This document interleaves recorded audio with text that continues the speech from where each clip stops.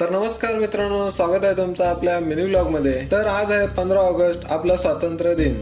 1947 साली याच दिवशी आपला भारत देश स्वतंत्र झाला आणि आपण सगळ्यांनी तिरंगाखाली मुक्तपणे श्वास घ्यायला सुरुवात केली। तर आज सकाळी आमच्या सोसायटीतील सर्वजण एकत्र जमलो आणि मोठ्या अभिमानाने झेंडा फडकवला आणि राष्ट्रगीताच्या स्वरात मन ही उंचावले। मग त्यानंतर निघालो पनवेलला जाण्यासाठी। तर पनवेलला गेलो तर आपला मित्र येऊन थांबला होता। तर आम्हाला थोडा फोटोशूट करायचा होता, त्यासाठी मित्र आला होता। मग त्यानंतर फोटोशूट करून निघत होतो, तर निघायच्या टायमाला परफेक्ट पाऊस आला। मग त्यानंतर ऑफिस मध्ये येऊन बसलो। तर आजचा लुक तुम्हाला कसा वाटला हे कमेंट करून नक्की सांगा।